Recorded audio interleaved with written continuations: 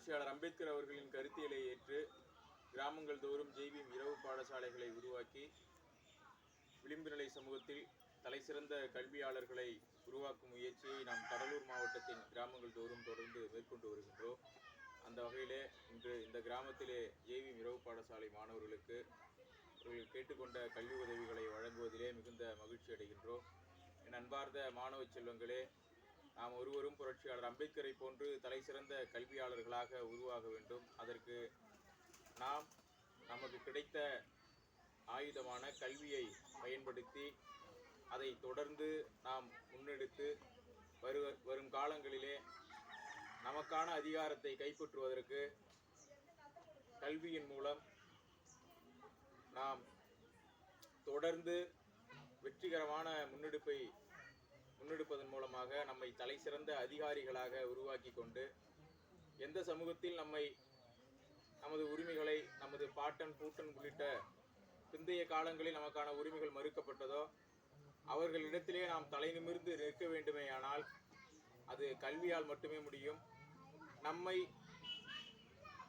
மற்றவர்கள் அதிகாரத்தில் அமர வைப்பார்கள் என்பது கேள்விக்குறியானது. ஆனால் நாம் கல்வி கற்றால் ஒழிய நாம் விழிப்புணர்வோடு இருந்து நம் தலைமுறையை ஒரு வளர்ச்சி நிலைக்கு அழைத்து செல்வதற்கு கல்வி மட்டுமே ஒரு முக்கியமான ஆயுதம். அதற்காகவே புரட்சியாளர் அம்பேத்கர் நமக்கு இடஒதுக்கீடின் மூலமாகவும் நம்முடைய நிரந்தர தலைநிமிர்வை வழிவகுப்பதன் மூலமாகவும் கல்வி ஒன்றே அதற்கு தலைசிறந்த மருந்தாக புரட்சியாளர் அம்பேத்கர் நமக்கான வாய்ப்பை உருவாக்கி கொடுத்து விட்டு சென்றிருக்கிறார். அதற்கு இணையாக வேறு எந்த ஒன்றும் கிடையாது. அதனால் நம்ம என்ன பண்ணோம், தொடர்ந்து எஜுகேஷனை நம்ம கையில் எடுக்கணும்.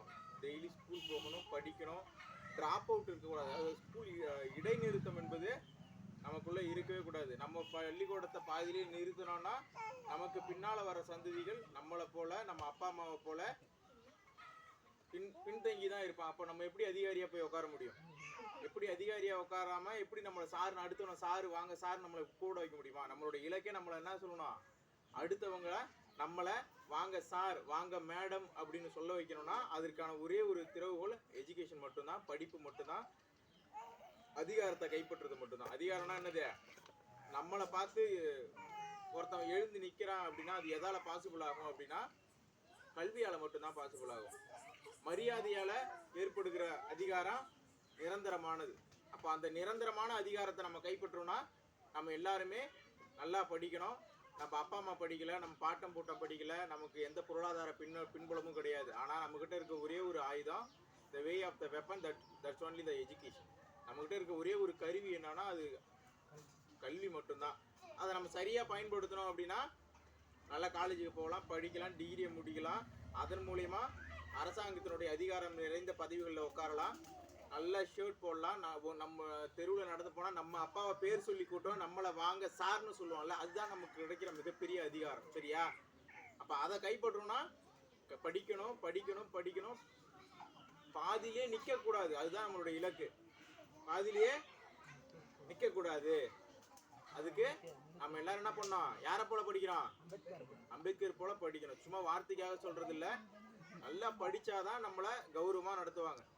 சித்தாளாக இருக்கலாம், நம்ம அப்பா கொத்தனாராக இருக்கலாம், மேஸ்திரியாக இருக்கலாம், தினக்கூலியாக இருக்கலாம். ஆனால் நம்மளை வாங்க சார்னு சொல்ல வைக்கிறதுக்கு எப்படி அது பாசிபிலிட்டி ஆகும் அப்படின்னா படித்தா மட்டும்தான். அப்போ அந்த நம்மளை வாங்க சார்னு சொல்ல வைக்கணும், வாங்க மேடம்னு மற்றவர்களை, நம்ம அப்பாவை வாடா போடான்னு கூட்டவங்களை, நம்ம தாத்தாவுக்களை வாடா போடான்னு கூட்டவங்களை நம்மளை வாங்க மேடம் வாங்க சார்னு கூப்பிட வைக்கணும். அப்படின்னா அதுக்கு கல்வி மட்டும்தான் ஒரே வழி. அதை நம்ம கையில் பிடிச்சிக்கிட்டு மேலே இந்த இந்தியாவினுடைய நல்ல உச்சபட்ச அதிகாரத்தை நம்ம கைப்பற்றணும். அதுக்கு அம்பேத்கரை போல நம்மளை நல்ல சிறந்த கல்வியாளர்களாக உருவாக்கிக்கணும். சரியாப்பா?